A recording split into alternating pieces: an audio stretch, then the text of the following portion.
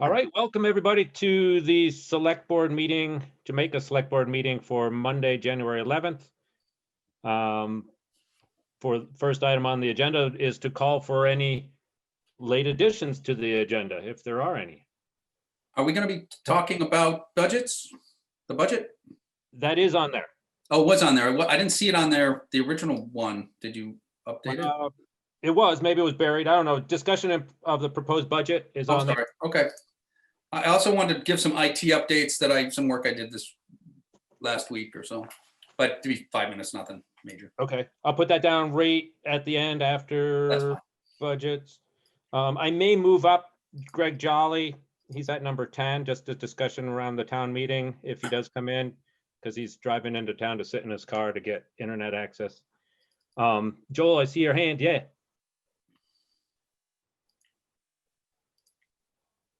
You're on mute still. Joel, you're muted. Muted, Joel. Okay, I've been accused of worse. Just a short discussion about a meeting to facilitate the bridge project, the Jamaica State Park Bridge. Sure, we can put that on there. Yeah, and I've got some stuff I need to forward along outside of the meeting for our next meeting from Laura. So I will put that down too. That can go at the number 11B, I guess. Okay. So first or next item on the agenda to approve the minutes from our last meeting, December 14th. So moved. Question. So moved. To approve the minutes from December 14th meeting. Any second for discussion? Second, Andy. Paul, discussion. Yeah, I'm looking at number 6, and I talked to Sarah about this, and she said this is, verbatim what was discussed, and I'm lost on it. But in the middle of number 6, it says Jessica made a motion to adopt the amendments to the relationship between the town and Arts Council. I don't remember what amendments to the relationship we're talking about. Can somebody help me? I don't know. I sent it over. That we would be paying only after the first event. I remember that. That made sense. That was the amendment, though. That was the amendment. So basically, there were changes to the actual MOU. Okay. And that's what she was saying. So the changes we agreed upon was that we wouldn't pay until after we had the first event of the year. Gotcha. Okay, I remember that. And that it would be good until for 2 years or however long we said it would be good for. I don't remember. So she was just because what I had presented did not have that in it. Gotcha. All right. So we can just say that the motion, we can leave it as, we don't have to change it, but for our minds, that amendment singular has to do with not incurring any debt until after you've actually hopefully incurred some profit. Gotcha. That is correct. Yeah. Yep, and probably maybe, I mean, like I agree, it doesn't need to be changed, but it probably a better word maybe would have just said changes. But it's an amendment. It's just some changes to the existing agreement. Sure. Yep. I will. Yes. I just looked it over. I couldn't remember what else there was besides that. Okay. I move we accept those minutes. Actually, I did have one Already other on the table. I had one other, just more of a clarity of my fault too, when we were discussing the changing of the town trail that Erica's on there now to further discuss, but just for the minutes, it's actually town trail number 8. I kept calling it number 2. It's Londonderry's number 2. It's our number 8. Right. Okay. Okay. Yep. Vote. It's legal trail number 8. if it Legal needs trail to be number 8, official. yeah. Sorry, I probably made that mistake. So motion to accept the minutes as amended. Second. All in favor? Aye. Aye. Any opposed? Any abstentions? All right, thank you. Thank you, Sarah, for doing those. Item number 3, look at that, segue into discussion of the renaming of the process of the legal trail number 8. And so Erica's joining us just to kind of clarify a few things from our last meeting and some updates. Sure, thanks. Actually, would you guys mind if I shared my screen? Yep, hold on. Okay. Hold on, sorry. And while Tom's working on that, I just want to apologize because this has become way more of a debacle than I had thought originally. You all set? It's sort of a, I'm going to share my screen. Can you guys see that? Mhm. I'm going to make it large so you guys can see. So it started with just I'm the 911 coordinator, and it started with a fairly simple numbering of a new address, which is right about where I have my cursor, if you can see my cursor, and if you can't, I'll show you. I've made a few maps to make it clearer. What I've learned in the process, it's involved 3 towns, the Wyndham Regional Commission, V-Trans, and a host of about 10 or 11 other people that have gotten involved, is that it's actually a much more complicated story. I'm just going to give you a quick rundown, but really what needs to happen is a hearing that involves Londonderry and Wyndham. The town needs a hearing, but there needs to be some sort of agreement through all 3 towns, and I'll show you how they're involved. So this is legal trail number 8 I've highlighted in pink. Ignore the fact that it says Shadrack Mountain Road for now. I'm using the 911 map, and that's, a previously what we had thought maybe that this was going to be a really cut and dry situation. But currently, this whole section, I'm going to skip, hold on. This whole section in blue is named on the map as Under the Mountain Road. There's a section, actually the entire section in light blue is a legal trail number 2 in Londonderry, and where it's dark blue, that actually goes through Wyndham, except it cuts through Jamaica for a few hundred feet as well, I should tell you, down there in the middle of no man's land. And this red section is unimproved. There's no way to actually get from this Londonderry spot to Toad Road and Wyndham other than on foot or on some kind of all-terrain vehicle. So if there's a fire, for example, somewhere in here, Londonderry cannot get there through Under the Mountain Road currently. So in researching this, it came to light that this yellow dot represents somewhere around where the new guy's house is. The maps are not very accurate in this area, and some of the road, it sort of varies wildly. The existing trail is just sort of a footpath that goes all the way down to the Ball Mountain Reservoir. And there is, as it turns out, a cabin down here that is very much still owned and loved by a family that has been owned it for 5 generations. The last name is Hunt, I believe. And the guy's name is Stuart, I think it's Stuart Hunt, and 3 brothers own it now. And they've been hunting this land with this guy up here, Howard Nichols, and Gary West for many, many years. And he feels very strongly, this is where the hitch is, that what is shown in pink is actually, in fact, the official Under the Mountain Road. So I have interviewed quite a few people, and there are at least a few accounts that is true. And I believe I saw it on one historic map. What is true now is that this is called Under the Mountain Road, and there are a few cabins, most of which are actually abandoned. Some are to be demolished because this is part of a big land trust area, and the buildings want to be removed for the sake of, I think, property value. there are a couple of cabins down here that can only be accessed from Wyndham.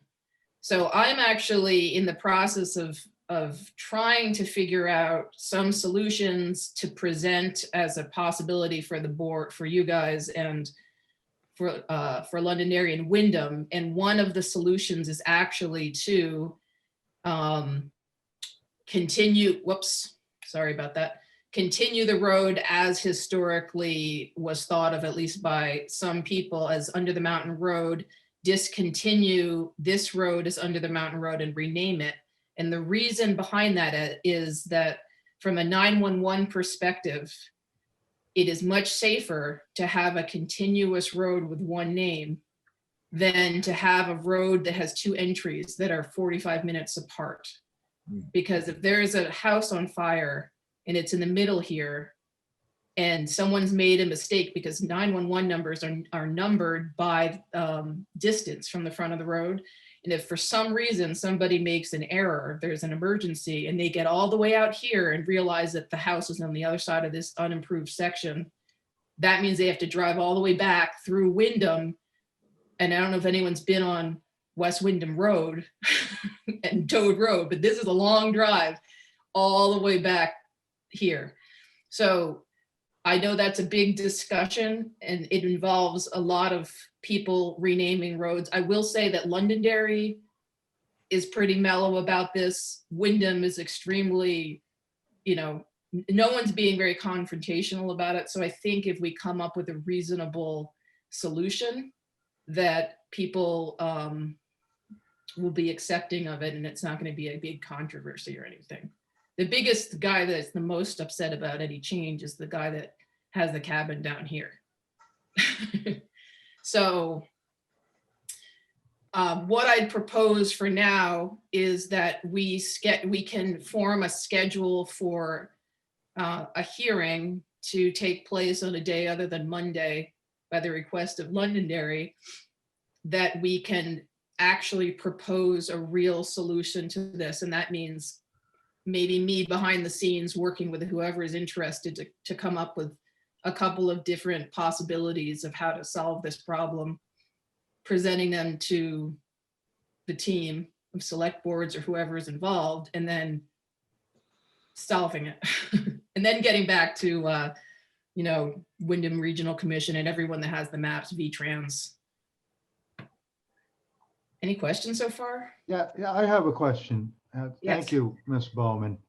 But I was just wondering how, and don't take this the wrong way, anyone, but how are you involved in this? Are you a 911 person or? I'm the 911 coordinator for Town of Jamaica. Oh, okay. I didn't know that. I'm sorry.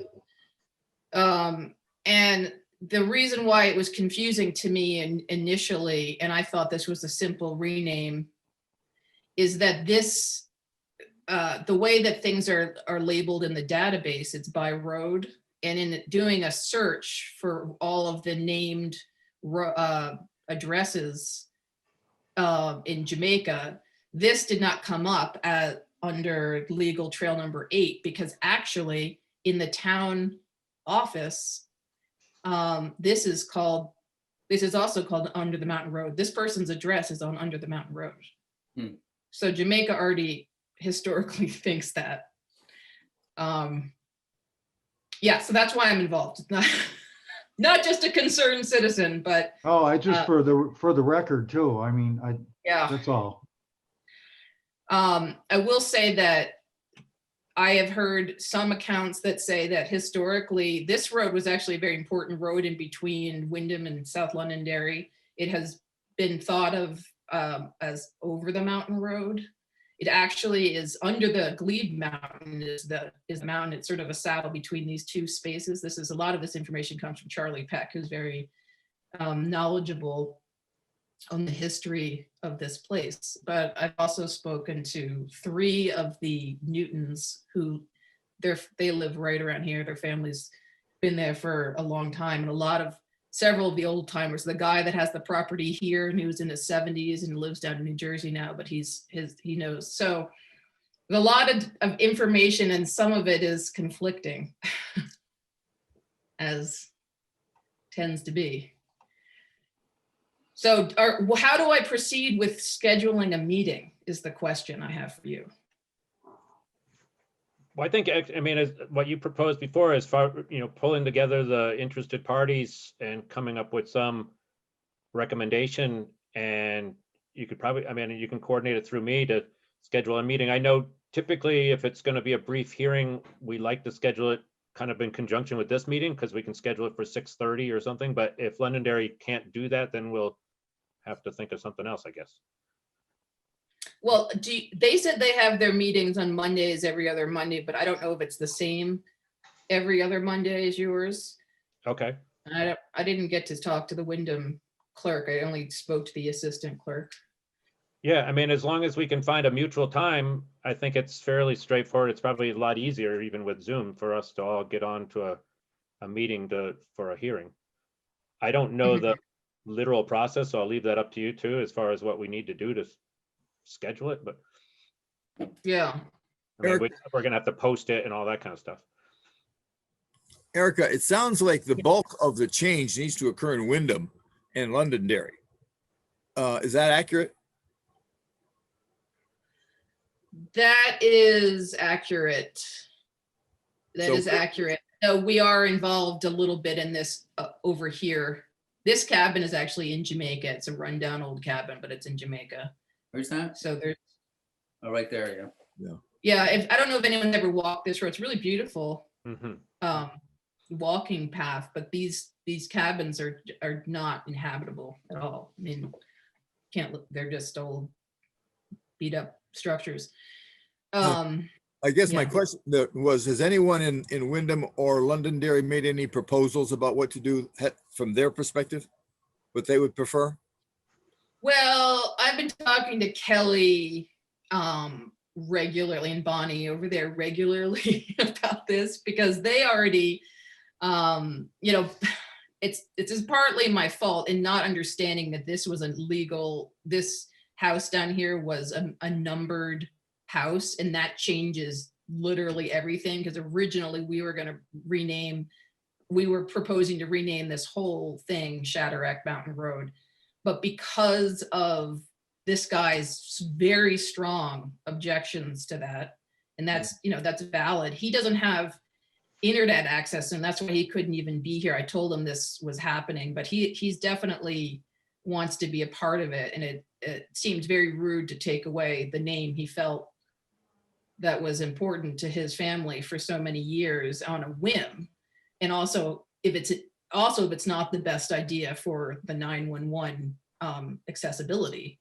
But anyway, because that all happened after the fact, Londonderry had already gone ahead and changed this little legal trail number 4 segment into Shadrack Mountain Road. So they have to actually go backwards a bit, and they're not super mad about it, and they understand everything. But yeah, a lot of it has to be done on their side.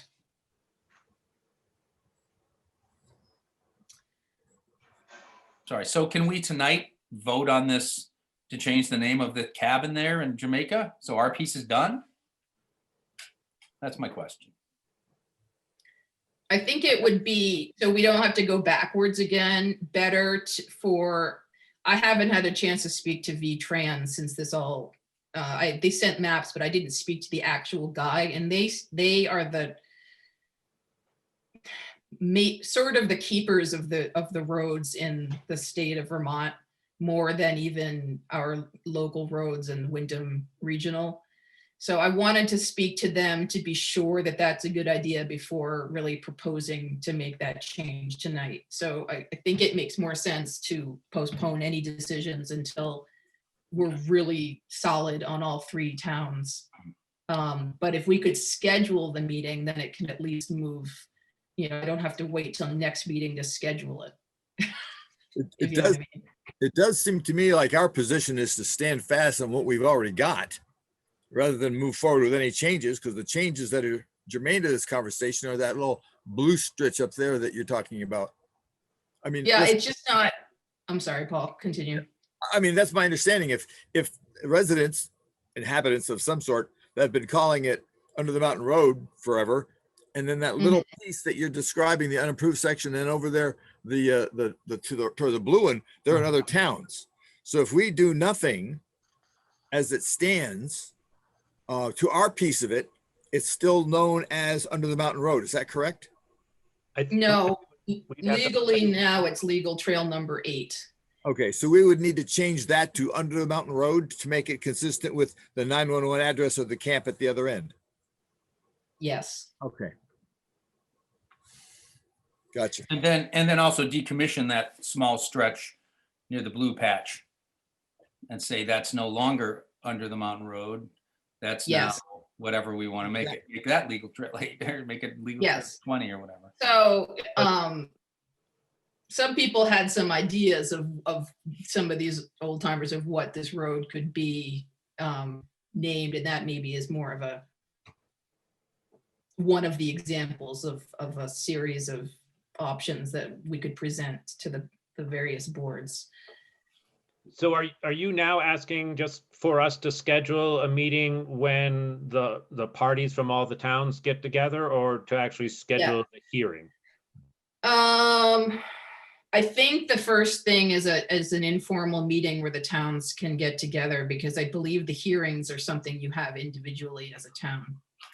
And Right. that's, I'm not sure if that is a legal question. But that makes sense. I think all the towns probably want to have their ducks in a row before we have any sense of a hearing, and not knowing how long it might take, it doesn't make sense to schedule any hearings now. So. Yeah, I'm sorry, I used the wrong word. Meeting. Okay, no, I may have said it too. So I mean, I don't think I think right now we can kind of discuss and think what we would propose, and then have one of us be the representative to the meeting. I think it makes Yes. sense. What I'm hearing now is that we continue that what's now known as legal trail number 8 and propose that that's named Under the Mountain Road, and then wait to hear what the other towns say. Yes, and I will say that there are other people that think of this as Under the Mountain Road through Londonderry, so I don't want to give a one-sided side of that. There are thoughts on both sides, of who owns Under the Mountain Road, but only this guy has a strong care about it. Well, it does seem like the bulk of the changes that need to be made are Wyndham and Londonderry. Ours has got a pretty straightforward chunk of road. Yeah, The other section, Londonderry already has their road named Under the Mountain Road that's coming in and accessing this road. So that makes sense from the 911 perspective, that road is named the same all the way through from Thompsonburg Road. yes, it's a little complicated for them, because this light blue section is one continuous section that's called legal trail number 2. So they would actually have to cut it here and then call the rest of this whatever else it is. And the other complication is this little red squiggle is where it's was washed out in 74. And someone has put together several different attempts at making the road work again, and it keeps getting washed out, and it's currently through private property. So it's not even really accurately possible as a road. So that they would have to bisect their existing legal trail. So you're right, it's much more complicated in Londonderry. Do we want to Okay. just kind of hold off and appreciate and thank you for your information at this point, and wait to hear back? How long is Londonderry going to take on this? And I guess some of the urgency is that our new resident there, where the yellow dot is, he's looking for a 911 address so he can get insurance. So Yeah, and the house is built. The outside of it is, at least, or it's being built. I was just there yesterday because I walked this down here. Is that passable by vehicle?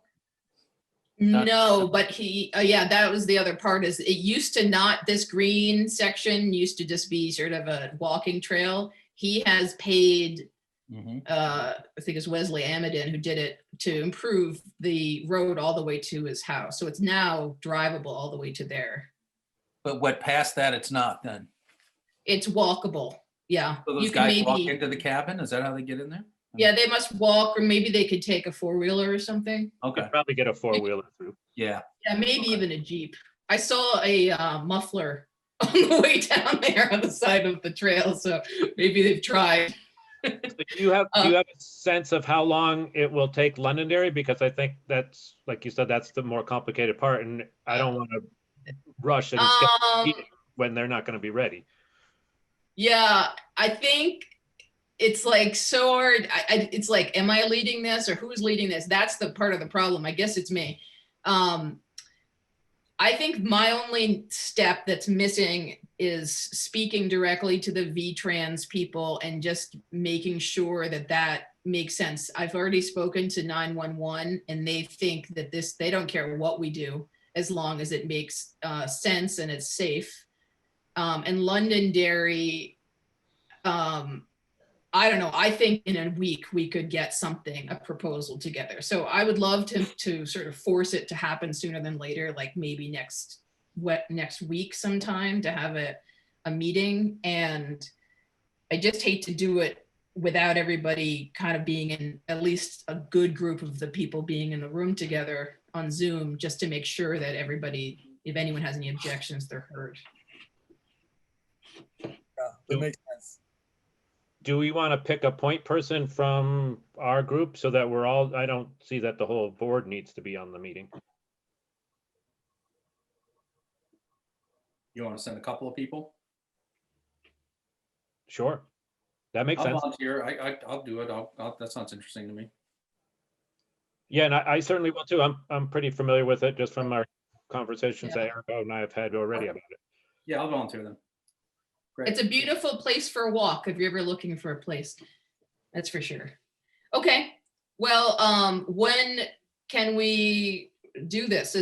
Are you guys available to meet in the evenings? Yeah. Whenever. I am, yep, anytime. Like next Tuesday evening? And could I propose next Tuesday evening to Londonderry? That's the 19th. That's fine. Yep. Yeah, I've got to see. Stop share. Not the holiday. Not Monday, but the Tuesday, sure. The 19th is, okay. So I'm going to put that down as a proposal and I'll run it by them and so see what they say, and I'll get back to you. So the timeline would be, we'd have the meeting on Tuesday. We'd hopefully come to some consensus on it. We then get back to the board here to vote on it officially as far as our trail. Mhm. And from there, we'd schedule a hearing. Is that how it plays out? Sounds Yeah, good. I bet you can do it in a quick amendment in your, a quick conversation in your minutes. At our next and- at our next meeting, which is in 2 weeks. Yes. Yeah. Okay. And Erica, if you need me to schedule the meeting in Zoom, send me the contacts from the other towns. I'll set it all up. So Thank you. That's you're welcome. perfect. That's what I do. All right. Well, I think I'm done. Thank you guys for listening. Great, thank you. Erica, Get it, Erica. Thank you much. thank you very much. Bye-bye. All right. I Great see job. you It just joined the arrived, meeting. right? and- So that it's perfect timing again. Yeah. And Greg, I had said I was going to move you up in the agenda, and I apologize, Parker, that you're going to get bumped down just a little bit. I think everybody's okay with that. Greg has no internet access. So he's sitting in his vehicle in town. And he is joining us more or less just to help with our discussion surrounding town meeting. It's kind of a moving target, I think, at this point. Because of the state is discussing changing some of the laws surrounding town meeting. We're kind of waiting as long as possible to, to get our town plan together and our warnings and where the meeting's going to be. And so I guess I've been hearing from the board, and I'll speak to this, that it doesn't seem like we have much, there's not a whole lot of appetite to go to an Australian ballot. And so that's kind of one of the first options, because we're going to have meet all the guidelines as far as safe distancing and all that kind of stuff at our meetings, and limited capacity to the building. So I guess, right now I understand that the legislature is discussing items about possibly changing town meeting, there is also the option that we change the location of it to have a little bit more, a bigger location, bigger space. And the third option that would be possible is that we actually, if things are kind of hitting the fan, we could call the meeting to order and then adjourn the meeting to a future date on that Tuesday. So Where would you suggest a larger site? Maybe the school gymnasium? If I can throw that in, Yeah. we walked the town garage, and there's enough room in the town garage to, move the trucks out, obviously. It's heated, it's protected from the weather. There's enough room to set up enough chairs to meet our usual need for the body count that shows up. It's got parking, it's available. We can easily move the trucks out. It's at our control. We don't have to worry about what the state does or does not do. We can make a decision tonight, I suppose, to use that facility and proceed as normal as possible with the venue being the only change. and I think in theory, we have until the end of this month, as far as putting together the warning and getting all of that out and publicized. I mean, that would leave us enough time if we waited till our next meeting. So One more meeting, right? Sarah, when is the warning have to go to a publisher? By, what I tell you today, the 29th? No, I that think- late? Okay. Yeah. And I think one of the more urgent items is to be comfortable or decide that we're not gonna go with Australian ballot. I mean, that requires Sarah and everybody to set up an all-day voting place. We need to get ballots printed. We need to, a lot of our items are all voted from the floor, so there's a lot less flexibility in that. And I think that's where people are coming from. What I'm hearing is that there's not a whole lot of desire to go that way. Is that what I'm hearing still? So now? there's no way we're gonna have it at the town hall. No, there is a No. possible way. It's limited to 75 people. And I know that's more or less pushing our limits when you start saying, Right. with all the, people that sit up on the stage and all of us and whatever. Nope, I'm And just then what asking to happens- get that out of the way right now. We're not gonna have it there. My question that I want to know is, what if I'm the 76th person? Exactly. Do I then, No, I just wanna Do I then make get- it clear Right. that option is out. That's the question. Yeah. but I'm saying, what if I'm in the town garage and I'm the 101st person? We'll open the And all of a doors. sudden I'm sitting outside the town meeting and you're like, you can't go in the town meeting as a citizen. All these We'll other open the people are in there, but you're the one person over, you can't go in. But We can Andy's open the right. doors. We open the doors, the garage It's door. always been an issue. There's always been a limited amount of I space. guess so, but I'm just, but. No, it's good It's conversation. smaller though. It's smaller than it would normally be, so higher risk of that happening. What's smaller? If we do use the town hall, we No. can't, I I'm don't just wanna saying. use the town hall. I'm just saying that's out. So you're saying, Paul, that with the town garage, it would be the same amount that we would normally be able to fit into the town hall? No, more so. There's much More so, more okay. room. Yeah. If you go walk the town garage, there's much more floor space in the town garage, empty the trucks, that we can spread out chairs a good distance, still handle the largest group. I don't, when you think in terms of our town meetings in the past, this facility will hold everybody that's ever shown up and has the expansion ability of opening the garage doors. Right, so my question though is, the existing town hall is what, 120? You're saying in the town garage, that can hold 120 social distance? Plus, But you Okay. can only have 75 regardless of the space.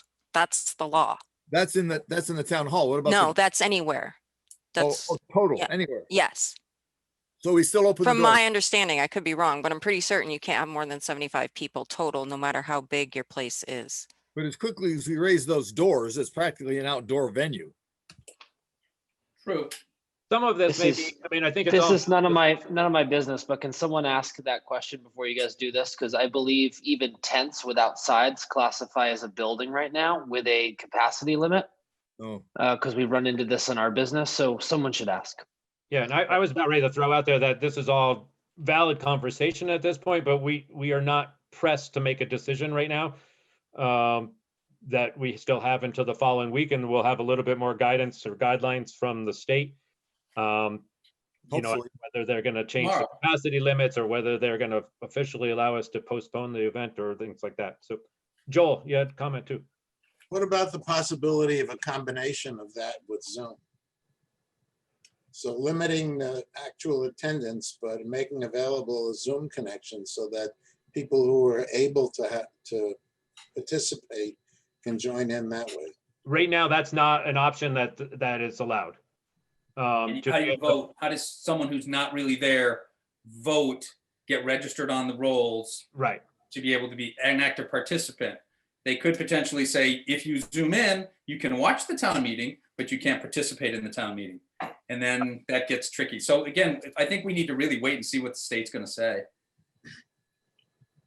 I think that's, I mean, I think it's worthwhile that we're having this conversation so we can all be on the same page, but I think we do best if we wait. I don't know, Greg, did you have other things to add or any other knowledge from your perspective? No, I think you're covering what I've heard. My greatest concern is, and I believe Sarah's correct, that you've got a 75-person limit. And I just don't think, then how do you deny person access to their legal right to be part of the meeting? Because you have a limit of the number of people that can be there. That's my concern. I don't want to have our first and second constables standing guard at the door, refusing people entry to the building. That's something we do not want. That can get ugly fast. And and in this year, I would assume, you know, this has been a very politically active and hot year. I don't expect it to cool down. I would expect people to want to come out. Usually this is town meeting is when people come out of the woodwork after a long winter. This is a triply long winter. So I do expect more people to come out. So the 75 is a real concern to me. Yeah, Mhm. that's what I was getting at before. The other thing though, I mean, to look at it from the other angle, some people may stay away because they're like, I'm not gonna go That's what's in a gonna town happen. meeting where all these people are there and I don't know if they've been coughing or whatever. So some people may look the opposite way. I agree that it's politically charged right now, but some people will say for health reasons, I'm not coming. Especially people of high risk, which then excludes them. I mean, that's an issue too, is that Yeah. how do you address that? You know, it's not a news flash or anything, but we're not the only town dealing with this. And I think some of the- waiting to hear for tomorrow, I mean, some little guidance from the Yeah, I think that would powers be that helpful be. for us. Yeah. I think a lot of the bigger towns have already voted to go to Australian ballot and may have already been set up to do that. So, you know, Burlington, Middlebury, all those I know have. So it's, Brattleboro didn't. oh, really? Yeah. I I don't was gonna think say, so. we may have a harder decision because we're right in the middle there somewhere. And we But don't have enough- Brattleboro is a representative town meeting. So you're not dealing with, you know, a public seating. You have a set number of representatives to the town meeting. So their situation's a little different. They Right. probably be able to do it more easily than we can, who are opened up to the entire general voting population. They said they didn't have enough time to mail them out right now. Yeah, that's That their was to everyone. They're doing them if you request them. They are doing Australian ballot. Right. Most towns around us are doing Australian ballot right now. Newfane, Brookline, Townsend. So the questions you'd have to ask is if you decide to go with the town meeting, you're gonna have one set of questions. The other set of questions is if you decide to go with the Australian ballot, then you have to decide, well, do people just automatically sign up for positions that they want to be? How do you get Right. people involved in getting on the Australian ballot? I think a petition, you'd have to petition for your positions. If you notice when we had the vote back in November, remember how many people were on the presidential line? There were hundreds of people because they had dropped the requirement of having that. So I don't know if in the state it's the same situation. I mean, there's just, You I'm don't have waiting to for- petition right now to get on for the Australian ballot. They changed it for COVID. So if you wanted to be on the ballot, all you have to do is let your clerk know. right. So but how do you let people, there's a lot, each decision has its set of problems. So this is good. Argue this or talk this stuff out early. Good. I will say, go ahead, Jerry, sorry. I'm waiting for the legislature because I've been hearing all this, that the legislature was going to come down with some decisions and I'm still waiting on that. Nothing has been decided. So I'm still waiting for them to give some guidance. I've been listening to a little bit what the Vermont Leagues of City and Towns are suggesting, and they're really leaning, 95% heavy towards Australian ballot. But I'm still waiting for the state to give some better guidance, some guardrails, as you might say. I know that we talked about the pitfalls of having Australian ballot, cost to print the ballots, so on and so forth. I will say, though, there is a contingent in town who I spoke with after the last meeting, who were like, we can't make it to town meeting. Why don't we do Australian ballot? Why, make it available to people. I've got children. I can't make it to town meeting with my children. So something to think about is Australian ballot potentially opens up the voting to more people because people are working on a Tuesday, and so that's the upside of it. We potentially could get more participation if we do that than requiring people to be on the floor of town meeting. Okay, Joel, and then, The problem that I see with the Australian ballot is it changes the whole procedure in which we nominate candidates. We always nominate them on the day and from the floor. Now you would have to have candidates nominated in advance. There's not a lot of time for that anyway, but still, it's a whole different method of elections, and I don't know if I like it as an individual. I don't know. yeah, I mean, that's the ups and downs of both these sides, like Greg was saying, yeah. And then the question too is, do we go back to, if we go to Australian ballot, do we go back to voting from the floor in 2022, which we assume is going to be a more normal year? Well, Okay. People are going to clamor and say, we had Australian ballot that one year, we want to keep Australian ballot. All right, so Vote on it. what I understand at this point is what the legislature has passed is the proviso that you can go to Australian ballot, and that this is only open to town meeting for 1 year. Right. Okay. Then you revert back to your previous system. You'd have to go back into the town meeting itself in 2022 to vote yourself back into an Australian ballot method. Okay. Now, one thing I wanted to bring up about if we have Australian ballot, that somehow this is miraculously going to cause an increase in the voting. Now, I'm going to date myself. I'm still a newbie in town, but 30 years ago, when we used to go down to Leland and Gray to do the vote on the floor of all the towns in the district for the school budget. And then we went to Australian ballot, and I have seen nothing but the numbers go down for people who voted. There were more people on that floor who voted on that night than vote now on the Australian ballot. So it doesn't automatically mean when you go to Australian ballot, you're going to increase participation. However, in a COVID year, it is more likely with an Australian ballot that you're going to get a more balanced representation of the town. Certain people will not come to the town meeting because of the COVID. Other people will because they don't believe in the COVID. So you have to figure out your balances here for the best representation of the entire population of the town. Very tricky. Mm-hmm. Yep. Thanks, Ray. The discussion of people not being able to come to the town meeting's been going on for years, and before any of this COVID stuff. So, we've talked about that, but I know we all know that it is part of Vermont's tradition, this daytime on Tuesday town meeting. I know things are a little different this year, but there's a traditional aspect of this too, which is somewhat exclusive at times, but I'd had to take the day off to go to town meeting. Yep. So we all know that. I don't know why I said that, but things get back to normal. It's something that Vermont and some other states are sort of famous for. Yeah, well, I think this is all valid. I mean, only thing we can do is wait and see what the legislature says. They've been talking about this on and off for the past couple of weeks at least, and I guess I understand that they're said they're going to have a decision before the end of this week. Right. My only suggestion might be is that you maybe just drop Kelly a note and see where things might stand. She's our rep. She might have an inside ear on something. so we got a I'm little sure. more Yeah. ground under us. Right. Okay, no further discussion. I don't think we need to decide on anything there, unless someone feels we should. All right, so we'll move on to the next item. Thank you, Greg. Imagine No you're- problem.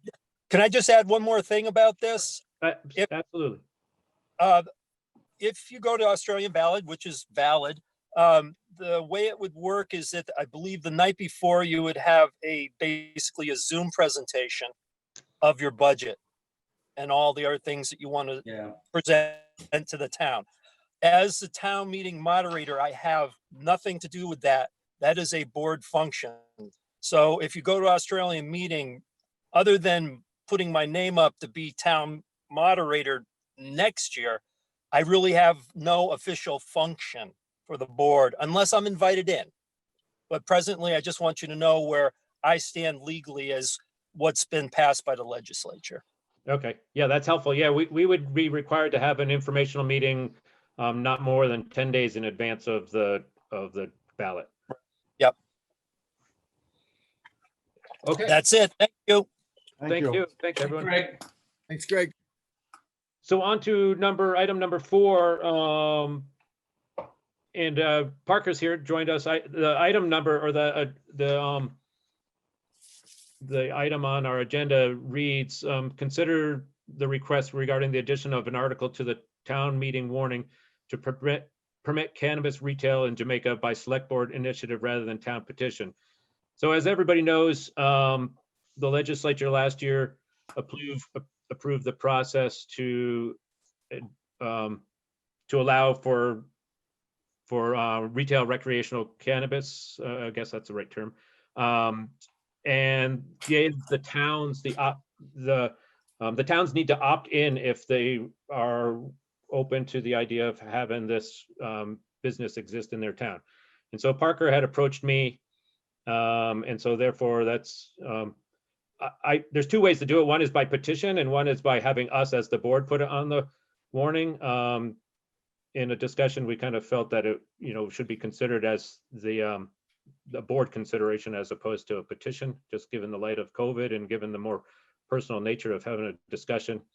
So I don't know if that's a adequate introduction, but Parker, thank you. I mean, he's approaching us tonight. So. Well, I'm not really here for myself. If this passes, at some point I would most likely apply, or my wife possibly would apply. I don't know which one of us would do it. And I also don't think the steps for actually having a retail cannabis license in the state of Vermont have really been fleshed out as much as they are allowed. At some point, I believe 2023, first is going to be farming, and then production, and then finally retail, which a lot of details have to work. But as Greg mentioned, we're talking about whether the town will be opting in. That doesn't mean you have to approve anything specifically to the retail location. It just means that you're willing to consider having it. And then if that happens, I assume I would not be the only one looking to do it. I will tell you that this is the cart before the horse, but we would be looking to do it in the Rossville hamlet of Jamaica. Mainly because it's where our business is, but also because I think it's not close to a lot of families. There's no school apparatus there. There's no church close by. It seems a little bit more tasteful than putting it in other places. I think there are going to be some issues statewide about where these possible businesses can go and their visibility. But really, I'm just hoping that the town of Jamaica will consider opting in. I don't know if there's any other questions, and maybe some of you know more about it than I do, but this is kind of as far as I've gotten so far.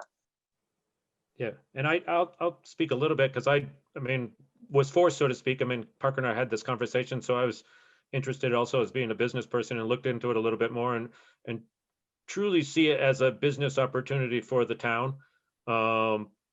With the rising tide floats all boats, and I'll flat out say I have no interest or stake in any of this personally, but think that it should be something that we put to the town to have the town decide, to have it be an article on our town meeting warning so that the town can decide if they want to opt in. to allow for these businesses to exist in our town. Paul? Yeah, strictly to the question stated on the agenda of addition of the article to the town warning. It seems like the toss-up we have is whether we do it or we have a petition to do it. And it seems to me in the current situation of not having to generate a petition to become a member of the select board, it seems to me that the most efficient way of doing this is for the select board to authorize the article ourselves without requiring people to get a petition together in this very unique circumstance of COVID, to cut down on all the petition traffic and gatherings and that sort of stuff, for us simply to put it on the ballot. It can go either way after it's on the ballot, but I think this question is asking us to make the decision of whether to put it on the ballot or require a petition to put it on the ballot. I would lean in favor of us just doing it and minimizing, just making it simpler. Yeah, exactly. And I think that is the intent of this item on tonight's agenda. Let me add one point is, as much as what Paul says, I agree with wholeheartedly. I also think there's a portion of this where the state is indirectly asking towns to make a decision one way or the other. So while I'm hoping not to have a petition here, I also think the state is somewhat implying that at some point the question has to come up. Yeah, that would seem to be the direction it's going. I'd agree with you, Parker. From what I've read, sooner than later. Right, Greg? I'm sorry, you break up a little bit. From what I've read and looked into about this, they'd like an answer from the towns sooner than later, like if we want to opt in. So I would make a motion that we do opt in. The town of Jamaica opts in. I don't think This would actually be, we would, as a select board, decide that we were going to put this as an item on our town Okay. meeting warning. Warning. And then the town has to vote to opt in. That's the way I I'll understand. make that motion. I'll make a motion that the select board put the article on this year's town meeting agenda to vote on permitting cannabis retail in the town of Jamaica. I'll second it. Any further discussion? All in favor, say aye. Aye. Aye. Any opposed? Any abstentions? All right, so we will work with that to get that onto our warning for town meeting day. And at Thank our you all. next meeting, we will sign off on the warning. So I'm sure there'll be other items on there, but. Thank you. I'm Okay, gonna thank sign you, off. Parker. Yep, thanks, Parker. Hey, thanks, Parker. Meeting. Appreciate you coming in. All righty, next item on the agenda, and item number 5, discussion and sign off on funding application for community wastewater feasibility study. Brian has joined us. He's been working on this quite a lot. The Planning Commission has putting this together. And I know, Brian, one other piece of this too is just maybe a little bit of history leading up to where we're at, because I know we talked about this once before, and just to bring us back up to speed again on where we're at specifically tonight with this application. And then we can delve into the application. That make sense?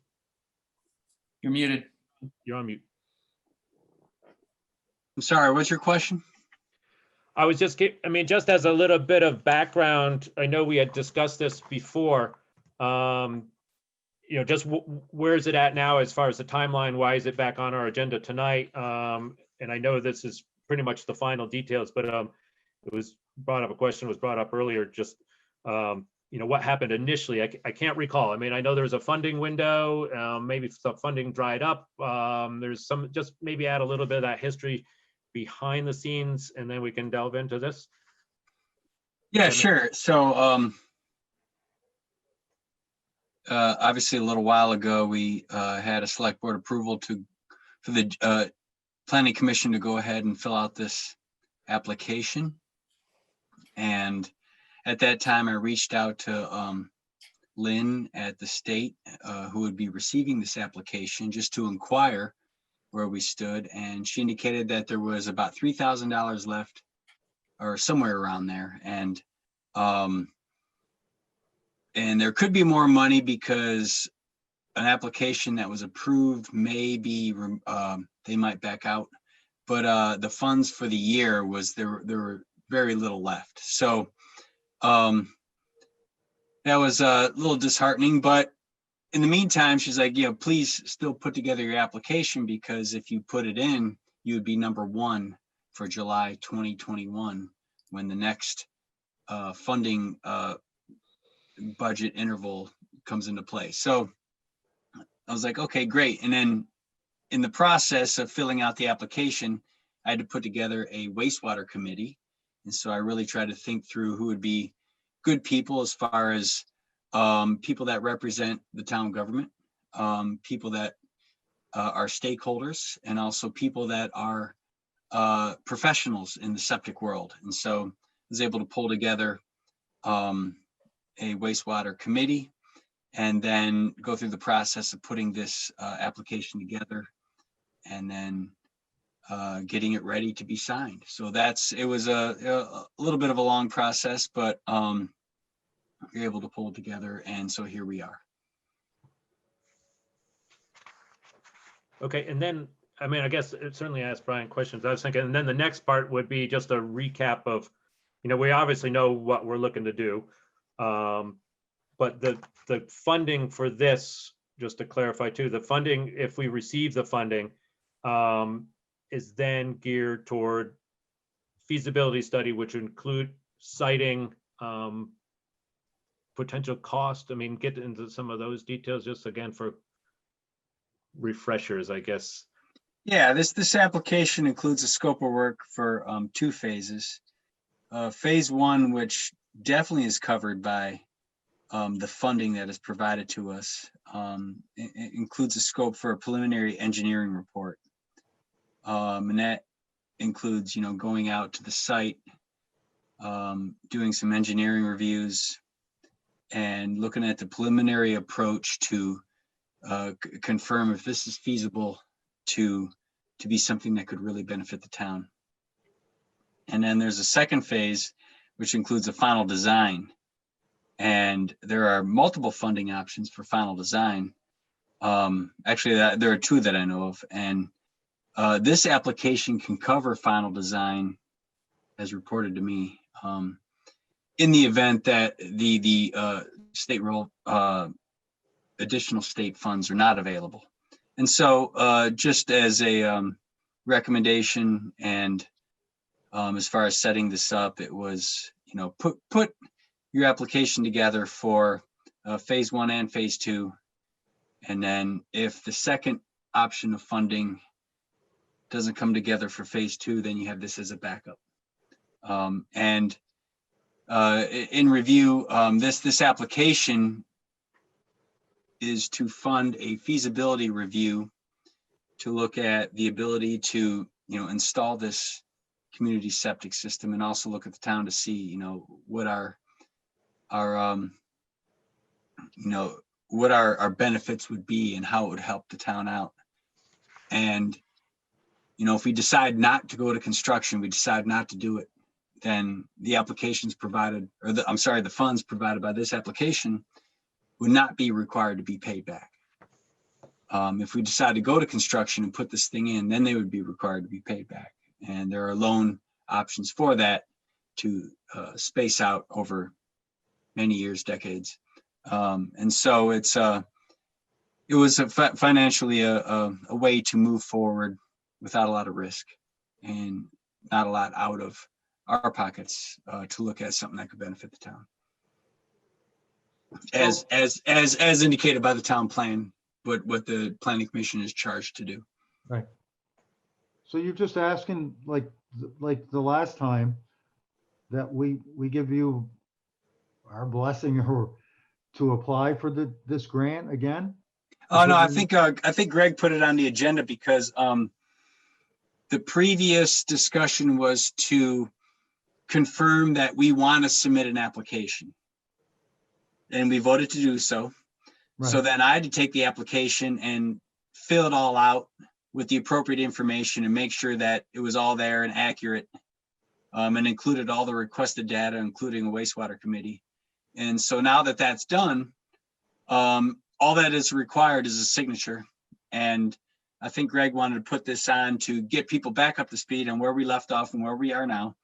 And the fact that since we did vote to submit this, here's the application. And if there are no comments on the information that's in the application, then it can be available, be signed by our municipal body and sent to the state.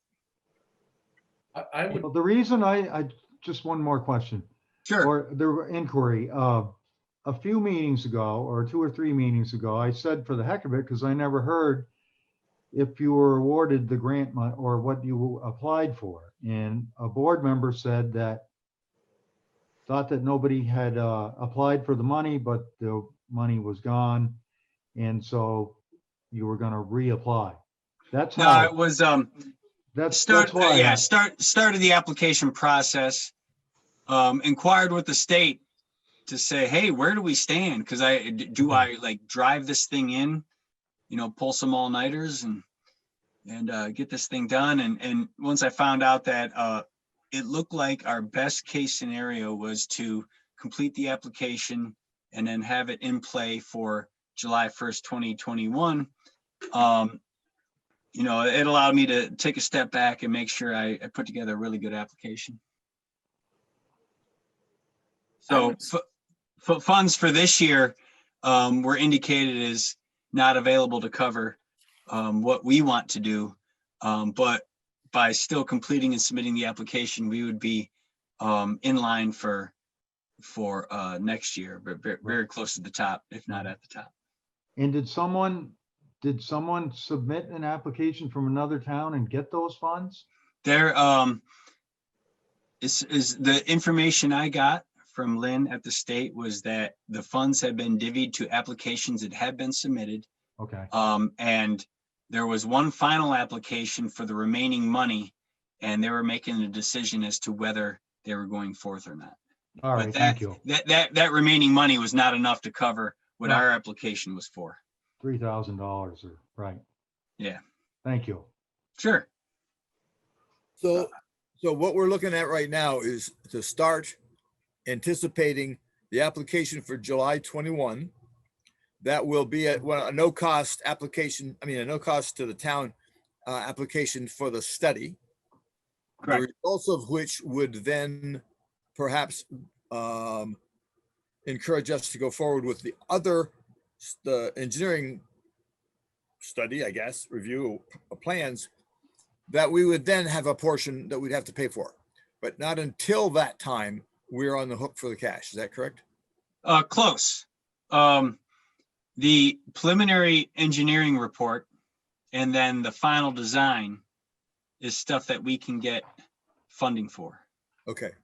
And then if we decide to go to construction, so we're gonna, we like our final design, we want to do this, we vote to go to construction, put this thing in. At that point in time, the funds associated with this application would then require a payback, but not immediately. You can get loans and stuff for that. So yeah, close. Yeah. It sounds very similar to the whole process we went through with the water study before, as far as the funding applications and what portion we would be responsible for versus what portion the town would be, scratch that, the state would be over our decision to move forward. It sounds like a very similar funding scheme. Yeah, similar. I think the difference here is that we would get funding from the state, and then if we don't want to go to construction, we don't have to pay it back. Yes. The Yeah. same as last time. Yeah, I think that's the same. Okay. Would- so given that we've already given the blessing to this. Right, I Yeah, know. so some And of now this, we understand it. And Greg, don't get me wrong. I appreciate you No, bringing Ryan in to explain it all again. But I would think by approving it before, or by giving the blessing before, I would say. we yeah, just maybe signed that's that. my lacking too. Like Brian said, is part of it is just to bring everybody back up to speed. Yeah, But that's I great, want yeah. to make sure, that we're communicating this as much as and best we can, that everybody's on the same page. I know this is a big project and you want to make sure that we understand it. So you're right. Oh, thank you Yeah. for putting it on, Greg. Okay. Yes, and Yeah, thank it's you, a- Brian, for coming. I would say let's Right. make the application available say town hall or something, and people, the members of the select board can go in and sign it. And then we have an official application that we can submit. Yeah, Is this and I just think one the other- signature? Do we all need to sign it? Or I just saw the one place. to sign. According to the application, it indicates that a majority of the representative body of the Yeah. town We all requires signed it signatures. last time. Okay, yeah, I can get to the town office. We'll do that. And then I think the next part of this and that the planning commission will be working on is just, the communication part of this. To let people know that we're working on this and what the next steps are. And so we all have a good understanding of it, but there's going to be a lot of people wondering what's going on, people in town and things like that. So. All right. Thank you, Brian. Thank you. Thank you. All right. So, and Brian, I guess with you here, I know one of the next, the plan commission's been working on a lot of different projects, but one of the other things that's coming down the line is to, even though we're not up against our deadline, but they are looking at, adopting and recertifying, I guess, or adopting the town plan again with some modifications or things that need to be changed. So I just want to bring everybody in on that too. And there is a recommended process to certify any adoption of town plan, ordinances, charter changes, the whole 9 yards, that we walk through and just kind of sign off on. So that will be happening with this new version of the town plan too. So Brian and the planning commission are working on that. So that's kind of what the next item on the agenda was, just so everybody's up to speed on that and knows where the planning commission's at. And I don't know if Brian yet wanted to add anything more regarding that or. I can do a quick 30 seconds here. And looking into the adoption process, there's no specific COVID-19 reason why we can't proceed with the town plan adoption process, but it is complex. It has time deadlines built into it, requires the cooperation of not only the select board and town clerk in town, but Wyndham Regional Commission, State Agency of Commerce and Community Development. And so first step would be to reach out to WRC and that state agency to confirm that do they have any COVID-19 limitations? And if they don't, then we can proceed. And so that's our first step. And if we can proceed, then it's a good idea to do that, because there are, the way our town plan was previously adopted, there are, as we've discussed, situations where it might not be able to be upheld in the court if someone wants to challenge it. So that's what we like to do. We like to make this thing whole and get it going. Super. So thank you. Any specific questions to that? But more to come. Yep. Thanks, Brian. Sure. Thanks, Brian. Thanks for working on Anytime. it. Next item, number 8 on the agenda, discussion of highway equipment, sidewalks, roads. You skipped 7. Get me. You skipped 7. Yep, sorry.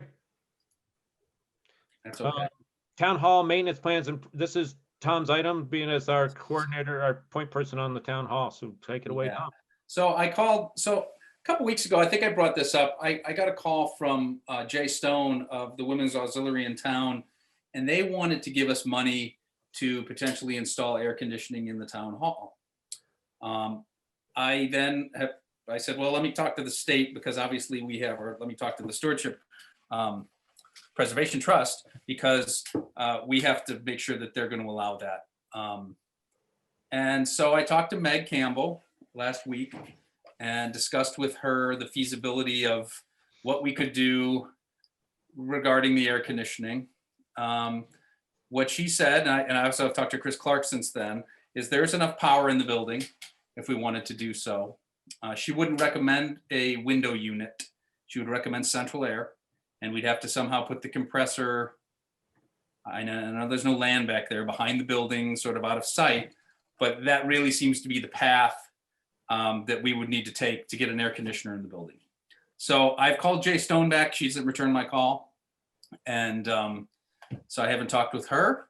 They haven't told me how much money they want to give towards this project, but I just wanted to keep the board informed. And then if you guys want me to go out and call some contractors and potentially get some quotes on central air and see if they say, well, we'll give you $1,500 and it's going to be $10,000. The town needs to say, well, do we want to spend the other $8,500 to put central air in the town hall that currently isn't even being used that much, and in the summer isn't terribly used, once or twice a month. So just some questions. I just wanted to bring this up to everyone, make everyone aware of what's going on. Does anyone have any thoughts on air conditioning in the town hall? I think you're correct in trying to figure out the cost benefit analysis here. We only use it a little bit in the summertime. And what would it cost? I mean, we appreciate the generosity, but the reality is that generosity may just be the opening gamut on a pretty expensive project. Right. So, and I can go get the quotes if you want. I can get a couple of quotes if the board wants me to do that, and then we can. I'd say that makes sense. I mean, because Okay. my gut too is that, I mean, if you're restricted to not a window unit and stuff, it's going to get a little pricey, and that they're probably only going to pay a tenth of it. But I don't know what the numbers are. I don't either, and she wouldn't give me the dollar amount the first time I talked with her. Yeah. So, what I can do is get some quotes. I will do that. I'll get 2 quotes and see what they're even coming in at, and then if they're coming in at $20,000, then like I say, then I can bring that back to her and say, here's what it's going to be, and we appreciate the offer. I mean, to be honest, Meg said we could put in a window unit, but she really didn't feel it'd be effective. And of course, where are you going to put it? You're going to have to put it out the back of the building, maybe for the dressing rooms, but it's never going to get into the main area there. So, what's the point then of doing that? At the same time, when I was on the phone with her, if I can move on, she decided to go over with me and perform the annual stewardship report for 2020. The good news is that we passed. There's no known issues with the building at this point, but we did come up with a couple of things. There are some issues, but we did make no infractions, I guess. If you've driven by the building, the paint on the exterior, in particular on the west side, or the east side where Stuart did his work, and also a lot of the trim around the front is really badly peeling. So we really should address that and get it painted next summer, just to keep in compliance with that. And that's Now- probably covered under a building maintenance in our funds somewhere, correct? I mean, So, well, we in the town budget, which we will discuss later, it was in there only $4,000 for maintenance on the town hall. So the question is that $4,000 going to cover painting of even if we only do the trim, or do we have to do the whole building? I'd have to go up and do an assessment and maybe, get some painters in to look and see what they would think it was going to cost. Of course, in the winter when there's snow and everything, it may not be fully visible what needs to get done. So again, I'm just putting it out there that is the 4,000 going to be enough? Do we need to Probably put not. 10,000 in? Right, Andy, you might know. Yeah. I could, Tom, if you want, there's no snow on the ground. I could Okay. go look and just give you a That'd be great. ballpark. You gotta bear in mind, that's an old lead building. You gotta play by the rules, painting that Yep. right on the street, and it's gonna be some expense. Okay. So, I mean, that's out there. Like I said, she said that was the one recommendation. They said it is looking, and if you look, it is pretty bad. Yeah. So it probably hasn't been done since the hall was revamped, and I that think was that almost 15 years outside of ago. that place was painted some time ago. It's about $38,000, maybe more, Wow. for the whole building, Okay. top to bottom. Okay. Well, I'm just bringing it up that it's out there and, it's a Yeah, it's building that we're trying to maintain. So. and there's money probably I would imagine there's money in other building maintenance funds that we don't necessarily. Like capital funds. Yeah. Capital fund. I know when Judy was managing this, though, she budgeted that 25,000 that year to get the sill fixed and to get the ceiling fixed and all that. I don't know if that should have come out of capital. Again, Could have, should have, maybe. yeah, should have, would have, could have, but just so everyone's aware, these are maintenance things that we need to be stewards of the building, and so there's going to be cost involved. And if Andy can do just a once over to Yeah. get a ballpark on it, then I can get some real quotes down the road if we really feel we need to get it done. So, Sure. okay, thank you. Well, let's work something out. I'm around, Andy, if you want me to go up with you too.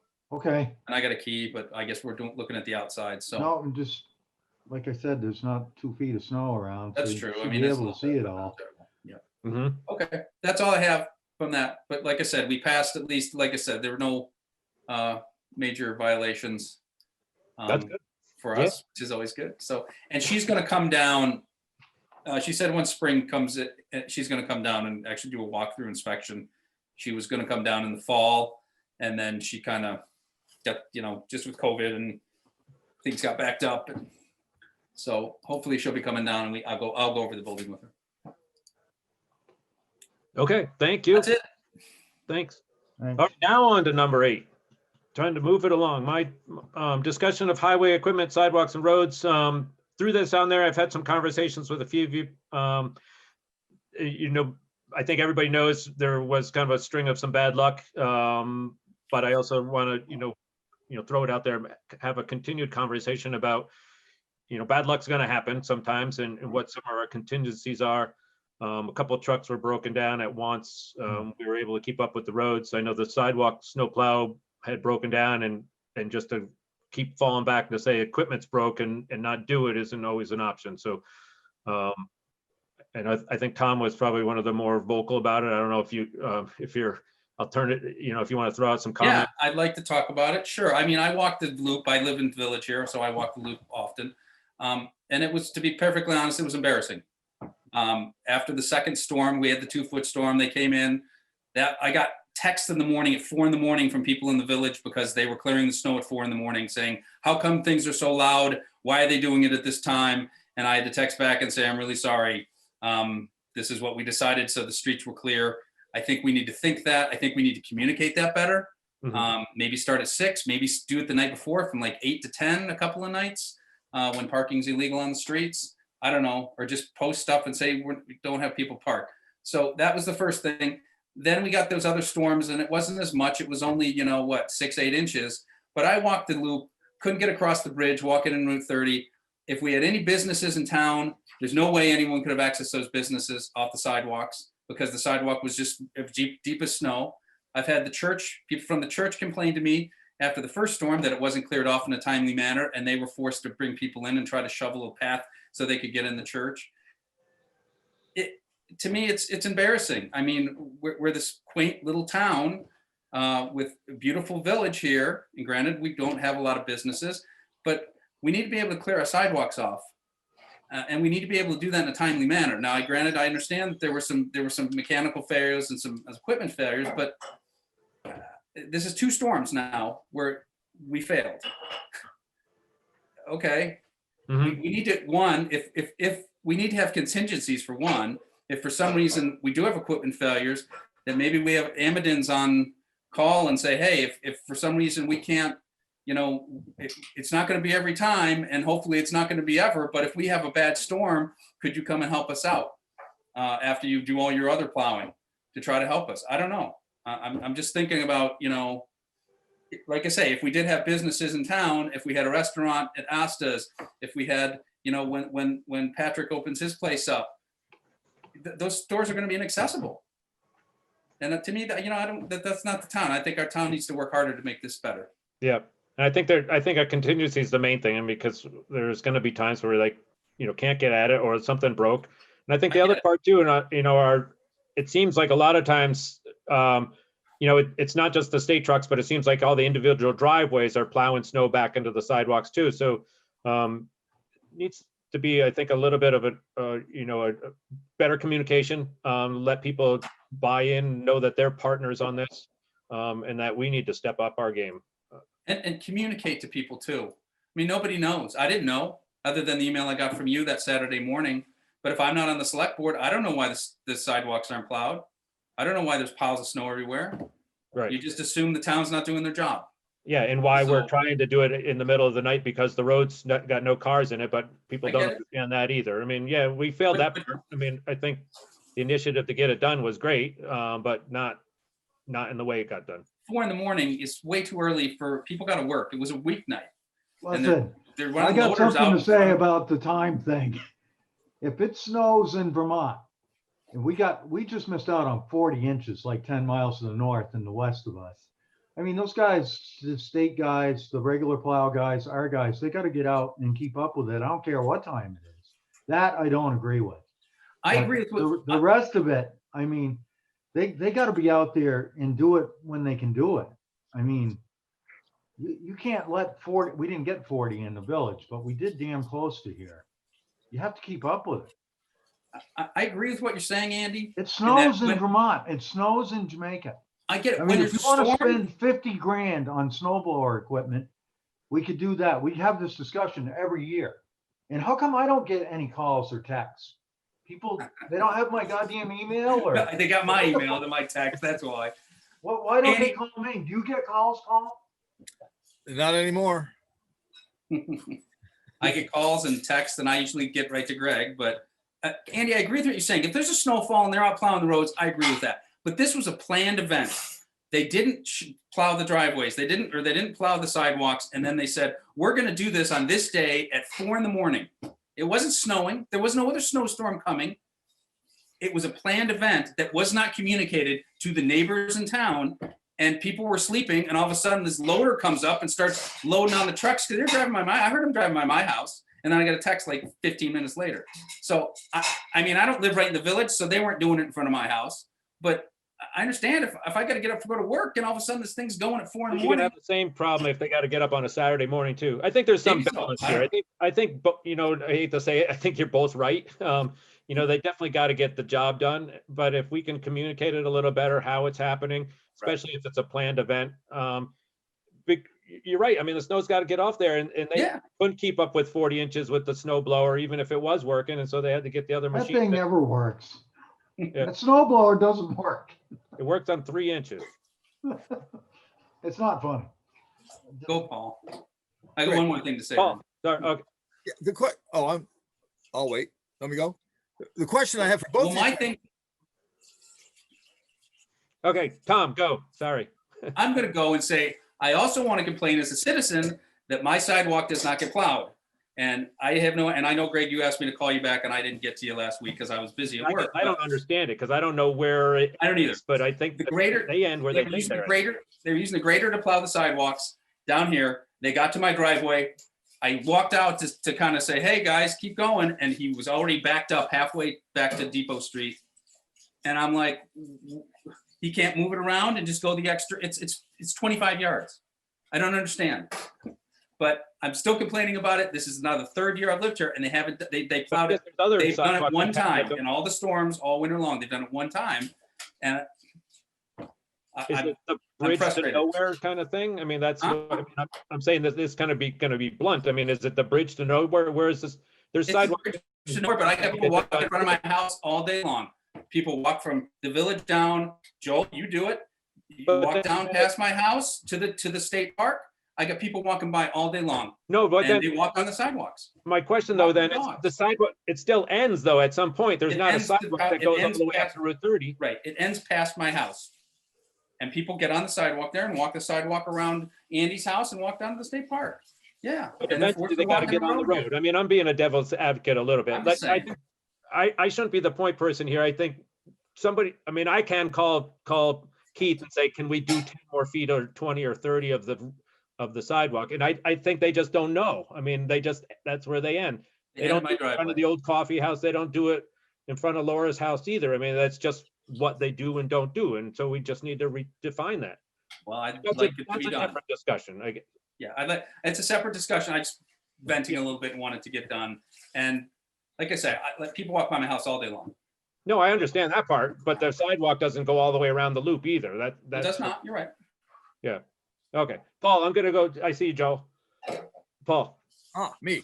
How do you guys suppose we would contact the citizenry before we started plowing the roads at 4 o'clock in the morning? What instrument Sign, do we have other than going door to door saying, oh, by the way, we're coming in about an hour with snowplows? sign at D&Ks, I think is a good idea. I think putting something on the town website, no one goes there. And maybe just, I don't want to say this, but there's a certain core people in the village there. Give them a call. I don't know. Say, this is a planned thing. We just want to let you know. I don't know. I mean, that's I guess I'm not a little more entirely, challenging to call them, but yeah, I guess I'm not entirely sure how we get that word out efficiently to the people. If they say, okay, we got 6 inches, let's go plow it now, or we got a time, or something broke, so we got to do it tomorrow, or however whatever realities of their world are, how we then communicate that to the population is really kind of be difficult, Yeah, I agree. It's a challenge. you know? But I Never- think we didn't communicate it at all. And then these residents are like, I had no idea this was happening. I only knew because Greg emailed me and I'm on the select board. Yeah. And I heard the that's trucks what driving they- by at 4 in the they're- morning and I'm like, oh, they're getting the snow out. That's right. They were going to do that at 4 in the morning. That's, If I'm a resident, I have no idea. And all of a sudden these people descend on the village in the middle of the night and start clearing stuff off. yeah, Well, then, in theory, then part of that would, if in fact Keith were to call Greg and say, Greg, let your select board know that we're going to be out there 4 o'clock in the morning. When I wake up at 8 or 9 and look at my email, I say, oh, good, they sent me an email 4 hours ago saying they're going to come in and do this. yeah. Hey, and if it's kind I of had what- a man- To start. That's what did happen. I mean, to say they were gonna go out early in the morning. I mean, I think maybe just to post a sign, say we're gonna, I mean, we've got to plow the roads. I mean. yeah, post a sign that says plowing tonight or snow removal tonight or snow removal tomorrow morning at 8 a.m. or 6 a.m. or whatever time. We'll try. People will see it. Or put the sandwich board out. I fall back on Andy's position. It's Vermont, it's winter, I know. expect snow. Well, that sounds a little ignorant, but it's kind of, I- I live on this road too. And as far as the sidewalks go, and I don't want an ordinance because you wouldn't believe the pile of snow I get on the corner where the new sidewalk ends. I couldn't shovel it, okay? I couldn't do it. It turns to ice, they grade it off. But aren't we supposed to take care of the new sidewalks in the winter too? Aren't we supposed to maintain those ones that Yes. go just past the tree that Franny Tom lost before he Yes. bought that place? There's a little bit of sidewalk there. Technically, we're supposed to plow that. That's the sidewalk in question. The sidewalk that Well, goes they from stopped. my I know why driveway, they- my driveway to Maratz's property and ends at their driveway. That's a new stretch of sidewalk, brand They new. stopped because of that stump. I know that's. I know why they did. stopped, but that the stump But isn't in no, the no, sidewalk. I'm just saying, and then any of the new stuff we're supposed to have clear. Are we obligated to keep every bit of the sidewalks clear all through both sides of the town? The obligation you're talking about is the obligation that was inherent to the replacement of the sidewalks downtown. That when we had that contract, it was built in that we had to maintain it. I don't recall anything that said we had to do the same thing for the other sidewalks. For the FEMA ones? It would be nice to do. I thought these were in on that too because of FEMA, but maybe not. I'm thinking of the issues that was going on in downtown, because there was Right. a component to that. Yeah, and it only that it makes sense. I mean, also that we're a town and we got, makes sense to keep our sidewalks clear. It'd be kind of ridiculous to have half of them cleared and one ends and one starts and, No, that's why I'm asking the question. no, right. Joel's had his hand up for a while. Joe, I see you. Yep. Okay. I live right near the firehouse, so I really hear it the loudest, the fire siren. Oh, I hate the fire siren, but we need a fire siren. We're a municipality. We have to take care of people's fires. Municipalities have certain duties and responsibilities, and one of them is clearing the roads, clearing the sidewalks, putting out fires, whatever you have to do, repairs, and you have to do, there's no question if you lived in a city, they would do the sidewalks at 4 o'clock in the morning. It's just what has to be done. And we had 40 inches of snow, and then after that we had rain, and then it turned to ice, and then it couldn't be removed. So it has to be removed when it's accumulating. We do have an obligation to being in a village. And I had to drive into Manchester. There was not a single sidewalk that wasn't plowed except Jamaica. So if it has to be 4 o'clock in the morning, that's unfortunate and uncomfortable. And the same way, I would rather they didn't blow the siren in the middle of the night. But it has to be done. It has to be done. And again, I concur with you, Joel, but this was a planned event. It wasn't like we were getting snow and they were working all night, because I know they do that and they do a great job when they're out there working. I wouldn't want to have to work all through the night. This was a planned event that the town did not communicate to the residents. And What was the planned event? that he was going to come. I got an email that said basically that Keith was going to be clearing snow early in the morning, maybe 2 a.m. in the morning or 3 a.m. in the morning, and be done by 6 Effort a.m. to get the heavy equipment out, basically. It was a Yeah. concentrated effort to get it all off because they couldn't keep up during the big storm. And it was to get out there and it being much easier without traffic in the road. They didn't need to have flaggers. They could back the grader in and out and not get run over somebody and things like that. I'm actually pleased that he got it done because it hadn't been done before. So Right. I'm kind of glad that they're taking that responsibility to keep the sidewalks cleared. And if they have to do it at 4 because they're going to have snow in the next day, or if they're going to have to plow the roads in the next day, they're conscientious enough to get it done when they have to get it done in a timely fashion. Yeah, and I guess to the best of our ability, if we can post a sign on Karen's door and on the website, let's do it. I mean, but yeah. Like Sarah, Paul said, if you happen not to go by Karen's building, you're going to miss it. right, And right. I will say that I got a complaint the day before they did that from another town resident saying, I can't believe that you haven't plowed in front of the church yet. So So, you get So you get complaints. both sides of it. Someone saying, well, Gonna I want you to plow. They don't live anywhere near there. Then someone else comes, they plow. The people across the street say, we can't have this happen at 4 in the morning. So. You're going to get complaints on But- both sides of the issue, always. Yeah. And I heard from both of them. And Bugs Bunny always had the right thing to say about that. You can please What? people all of the time. I all of speak? the time. Yeah. See you, Um, Sarah. Yeah, go ahead, Sarah. Terry told Keith the morning that they were going out to plow early at 4 a.m. She said, go tell Karen, have her put it on Facebook. Karen did. She put it on Facebook and she sent it to that Jamaica contacts group. It's like 30 people in the village and I'm in the group, so I know it was sent. So it was put on Facebook. I know it's not the end all and be all, but a lot of people use it and it was put out there at least in that method. Okay. Well, I didn't know that. Thank you. Yeah. Can I Yeah. get on that list? We'll just try to be better. That's all we can do. And, you know, that's, yep. Yeah, exactly. I mean, like I say, I heard about this from both sides. And I think as a town, we need to try to do better. Yeah. And the road crew needs to do better, you know, or at least communicate better when they're gonna do these types of things. And how we do that. The equipment's fixed right now. So let it snow. Did they fix the snowplow? I mean, the snow blower? Yes.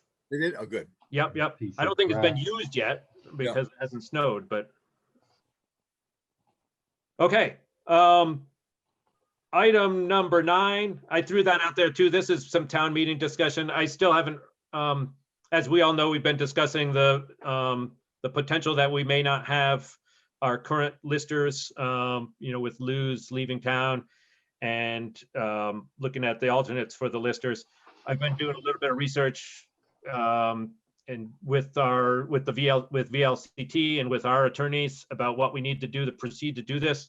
There's some conflicts right now with the information I'm getting, so I'm trying to sort through that, but some of it says that we do need to change our town charter, which some of us suspected.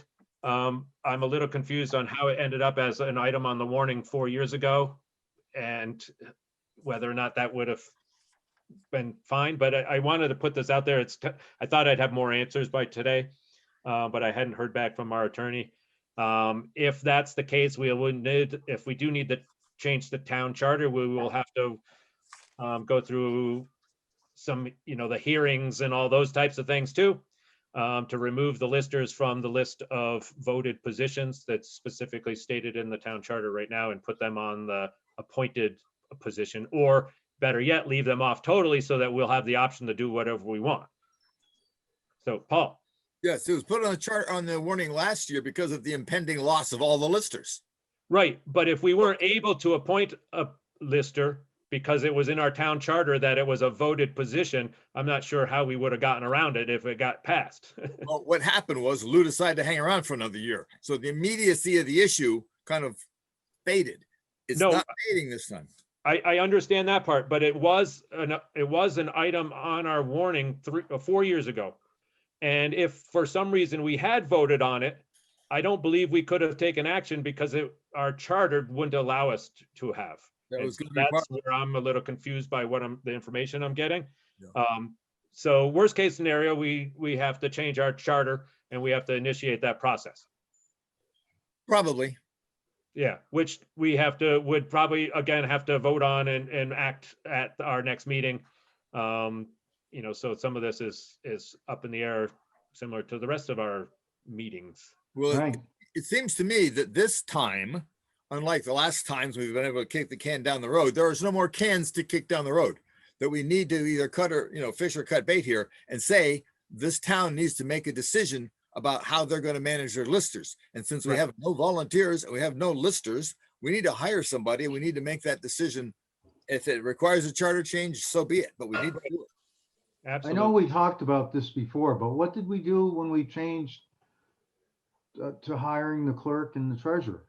Did we The didn't charter change, was changed at that point, and to my knowledge, that was town the meeting. last time it was changed. we didn't change the charter, did we? I think we did. I We think, We voted at town meeting. I remember that town meeting. We did, yeah. yeah. There are some other options if, I didn't- let's I didn't say, think we we don't did. change the charter and we do not have anybody run for lister. We as a select board can appoint, there's some emergency options because these are positions that cannot go unfilled. So there are emergency options to allow us to appoint somebody from within the residency of the town. If Huh. we're unable to fill it from a resident, we can appoint somebody who's not a resident. So there's a 3-step process or 3 options, I guess, that we have to walk through. So there are some alternatives for us now. But I think too that we should change the charter, and even, best case scenarios, we leave it off and allows us as the select board to vote whether we leave it out of the charter is what one of the options was proposed to me. So, The tricky piece about that is we go from people who aren't qualified, who want to do the job, to people who aren't qualified, who don't want to do the job, but we appoint them. Right. It gets trickier and tricky. This is something we talked about before. The further we get away from actually constructing a process where we hire pros, we get ourselves in muddier and muddier water.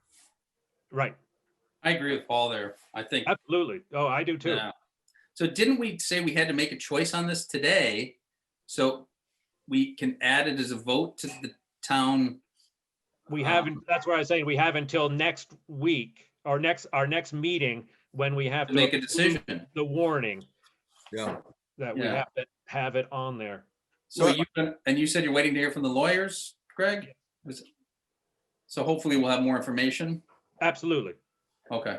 Yep, We- absolutely. We probably need, if nothing else, we need to say something about, will the voters of the town of Jamaica support a change of the charter to make the listers, to no longer elect listers and to buy something. Just simply, we don't have to go through the whole elaborate process of how we're going to do it, but at least get the go-ahead to start doing that. Right, and that's maybe what the intent of the last item was 4 years ago, is just to give us the opportunity to do it, so to speak. So why don't we just make a motion to do that? We'll make a motion to put on the town meeting warning. Well, I want to make sure You don't that, I mean, we need to know what that motion, what Okay. Okay. that says. I mean, Yeah, it's just probably, the wording, get the wording right. Yeah. yeah. Yeah, that's fine. Okay, I'm But our not intent- pushing. I'm asking, should we do that now? And if we shouldn't, then yeah, then let's wait and we can do it next meeting. Yeah, Yep, I vote, yes. so yeah, I was hoping to have a little bit more information before tonight, but at least now we're all on the same page. We're in agreement. Okay, number 11, we talked about town meeting. Number 11, discussion of the proposed budget. That too technically has until next meeting. The final budget was put out there. Terry posted that. I don't know any other points. My only statement is from my earlier, if we need to add more money to get the town hall painted, depending on how much that is, or if we can't pull it from other funds, then I think we need to say, put 10 grand in there or something. So that'd be, obviously 6,000 more, and that everything now is a tax raise. So I want to be careful about that. But again, it's a building that we've worked with a Heritage Foundation on, and we're stewards of the building. So in many ways, our hands are tied, and we have to maintain the building. And I don't think the 4,000 is going to be adequate to do that, at least for what needs to get done. So other than that, I'm okay with everything else. Can we ask Terry? Did We you all could. get, I can talk to her tomorrow. Can someone ask Terry if if we had to do? I'm I will pretty call her sure- tomorrow. I'm I pretty will- sure if something like, say something blew up didn't that happen before with the Historical Society? We had some trouble and there wasn't The enough roof. money there. We had to fix it. The roof That's broke happened in, a number right? of times. The air conditioner or something. Well, why don't we, I'll call Terry tomorrow and talk to her about it, okay? I believe that can be added at the town meeting if something were to come up that we wanted to put that extra on there. So, and that's, the town is okaying that money above what we'd already budgeted. That's doable. But before we go, can I ask you guys a question? Did anybody else get the link from Terry to look at the page where all this stuff was in the last couple of days? Did it Yeah. work? I opened mine. I went to all the ones I had and it wouldn't let me in. I didn't know, maybe it's in, you guys got in okay? I thought, Yeah, didn't work for me for whatever reason. All right. never I mind. got in and figured out the tax rate, yeah, so Yep, okay. increase. Yeah. Okay. Which, by the way, I gathered from the conversation, the emails back and forth between you, that we're talking about less than 3% tax raise. Less than, so, yeah, so from an expense we had disagreement. From an expense standpoint, it was 2.16% increase, but because the general list is lower, it's gonna be 2.89 or something, or somewhere around there. So Yeah, we just making less money. Now that could grow. So if that grows and more properties are on there, then that number could come down. But the Gotcha. revenue is down and the expenses are up. So it's a double whammy. Yep. Yep. Never fun. nope. all right, more on that subject next meeting too. Tom, you had an IT update, quick Real update. quick, guys, I did upgrade. I have been really trying to keep on this. I've keeping the site updated and everything else. I did go in though, and I kind of standardized everything. Sarah and I kind of went through, we said select board is one word was going to be what we were going to do, but I just broke it down by year, and I've been working to kind of standardize these, that's today's meeting. So, but like, making these all the same. So it's not this, I don't think I fixed this one totally with some of these docx, but just so it all says the same thing here. And I was going to talk to Sarah to see if we could, try to keep a standard, but like, this is all different with all this stuff down here. These say minutes, these say JPC minutes, these say JPC minutes.x, and it just to make it a little more professional looking. I also changed these links down here to say select board and minutes, and just minor cleanup stuff, but just want to keep everyone aware that I'm out there looking at stuff and trying to keep, I know we fell behind with the versions of WordPress and with the versions of the database and all that stuff. And I'm on it, keeping it up to date. Thank you. Yeah, great. Hopefully we'll not have any problems in the future with all of our security issues, but just a little bit. And then, at some point, we maybe want to hire somebody to update it and modernize it a little bit. It's not really how When you websites retire? anymore. I mean, it's definitely an older website just from the way it looks. And Yeah. it just, and I know who set that, who set that up originally? It was, what was her name? Maybe. Pam. Tweety set that up when she was town clerk, and that was probably And Yeah, Lou Fox. helped out a bunch on it. Yeah, did Lou- too 5 or Lou 6 years told- ago. Now they're both gone, and I'm kind of maintaining it, but I'm definitely not a web developer from a creative standpoint. I'm not the guy who's going to be changing all around. I'm just kind of cleaning things up that are in there. So Oh, we can hire someone. yeah, I'm not saying it's not by no means a dire necessity, but just something to think about if we wanted to do that at some point in the future. That's it. Thank you. Thank you. Welcome. Yeah, and then Joel, you had some question, update, comments, bridge, Yeah, we spoke about this tonight at the Transportation Committee. My point has always been that the Army Corps of Engineers of the Jamaica State Park Bridge are gonna need to, and somebody once said, gonna need to build a temporary bridge if they can't get that bridge replaced. And so whoever I spoke to, not higher echelon, said that would cost about $500,000. I know that the state park has an investment in this bridge. The town has an investment in this bridge. V-Trans has an investment in this bridge. And I've said a number of times to people, why can't we talk about pooling this interest so that monies can come from different places? And Chris Campany said that they would be glad to mediate a conversation like that, get it started and mediate it, but the town of Jamaica has to request it. The So select board has to the request. select board, correct. The Yeah. select I was board- at the same meeting, but Joel's been on this bridge a little more than me. So Yeah, but Chris So- wanted to make it clear that we have to ask. They don't want us to think. We have that to they're ask. butting their noses in our business, his Right. words. right. Yeah. So they're very willing to help us have this meeting. People in the Army Corps have said they would be at a meeting like this. V-Trans, depending on who you speak to. So if the select board calls Wyndham Regional Commission and says, we would like to have someone organize a meeting like this, they would be glad to facilitate it. They would not be participants in the meeting.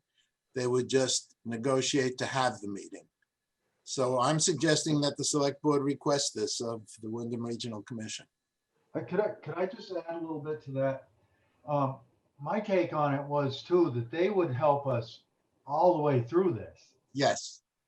Yes. You know what I mean? To be of any assistance as like mediators from the Right. outside, which we pay at no more expense. It's included in our assessment, which Sarah told me what it was. It's not very much what we pay Wyndham Regional. But, you know, Chris, they're very knowledgeable. They know all about the federal deals, and in the Army Corps, just a little bit, I've tried to get answers or interact with them. They're tough. They don't know they don't know this, they don't know that. Chris will know Not their the, department. And then all of a sudden, at the last meeting, they trying to throw it on us that we need to throw on a bridge that's going to accommodate their caterpillars or whatever. This is my take on it. To go up and fix their spillway or whatever, where Joel has a point, you know, maybe the monies could be combined, or there's got to be a better way to get a wider bridge that could be 2 lanes, maybe. I don't know. I think that they would be a big help. They try to help anyway. I think that they've helped us. They have like a 20% weight with V-Trans, we think. Don't you think? They have some pull with V-Trans. They listen to them at least. They might not do anything, but they listen. well, low-level people are talking about it. And Right.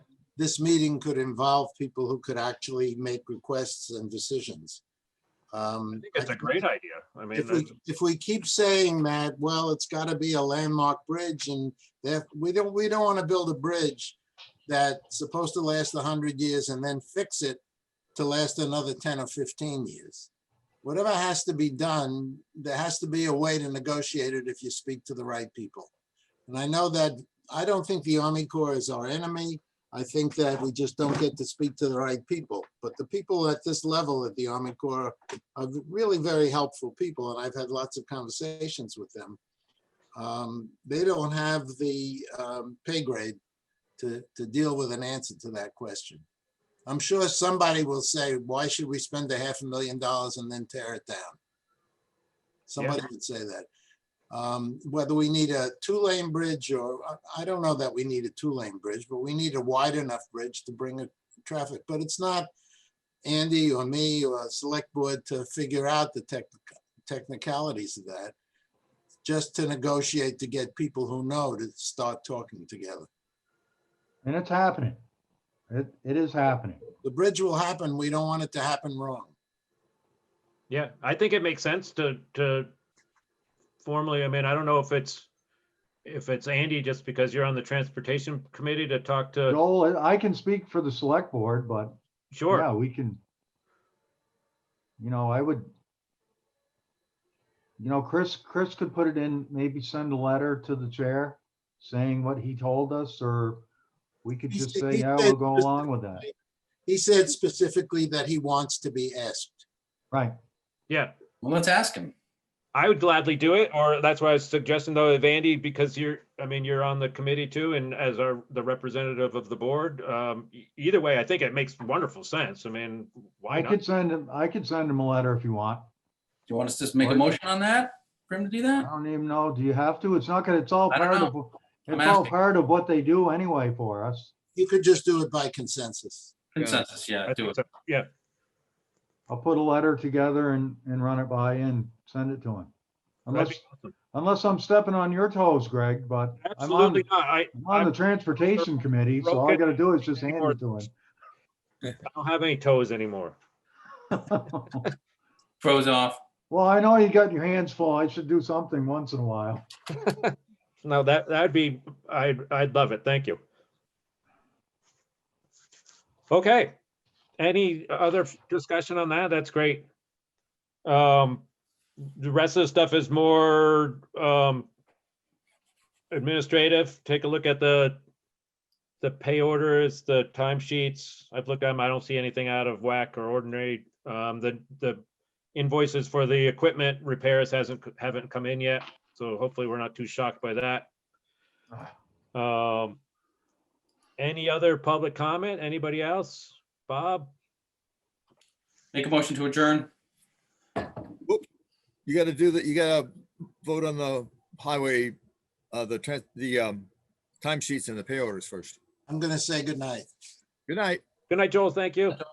Yeah, no, I don't know if we need to vote. I just said, I'll sign off on them unless I hear anybody says there's something in there out of whack. I'll probably get down there on Wednesday, so. No, I'm gonna look at them again, but I just want to look at the sheriff's department report again. That's all. I didn't see anything too crazy on there. I'll make a motion to adjourn. Second then. All right. All in favor? All Thank you, everybody. Thank you, Great, Sarah. thank you.